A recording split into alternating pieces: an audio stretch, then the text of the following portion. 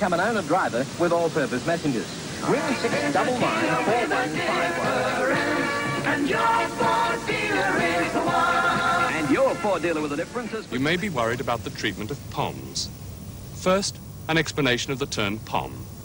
Pom is derived from pomegranate, a reddish, spotty fruit. Australians regard newly arrived English people as reddish and spotty. And if you're called a pommy bastard or a pommy shithead, you shouldn't be worried, because as Australians will tell you, incessantly and unconvincingly, it's really a term of affection. And you'll notice that there are places called Croydon, Liverpool and Balmoral. And you will notice that every town clerk seems to have an imperial gong, and the Queen's face is almost everywhere, and the Queen's Viceroy, a Governor-General, has the power to dismiss the elected Prime Minister of Australia, which he did last November. And there are private schools called public schools, just as in England. Indeed, the headmaster of Sydney's Eton, the King's School, put it this way. My chaps, he said, are not like the older generation. They don't worship Britain and royalty. They identify with Prince Charles. Prince Charles?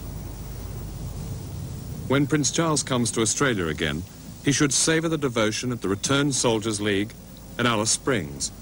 For the mighty RSL are the true keepers of Australia's imperial patriotism, the seekers of reds under its bed, and the consumers of much of its beer.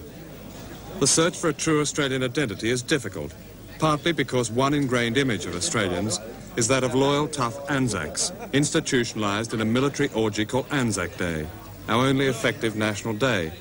In spite of its lost cause in Vietnam, the RSL remains one of the most powerful forces in Australian life. Even several years ago, here in Australia, some powers that be decided to change our national anthem. The RSL in Australia refused to do so. We still kept God Save the Queen. And I think this is some indication as what the RSL means with reference to our realm. Yeah. How do you feel, John? Do you feel that people in this country would still go to Europe to fight for Britain in a war? Be nowhere at all there. See, I was unfortunate. I only went into national service in 1956. And I didn't leave Australia, but I would have gone to be nowhere about at any time whatsoever it was called. Let me ask Carl, do you believe the RSL felt the same passion for the war in Vietnam? I think so, John, but to a lesser extent in some region, because they brought in national service again. And there were a lot of young fellows that objected to being drafted. Also, there's still a lot of mateship within Australians, and you know, if the mate joins, well, I'm going too, sort of thing. And I think that's why you get such a big percentage of the young people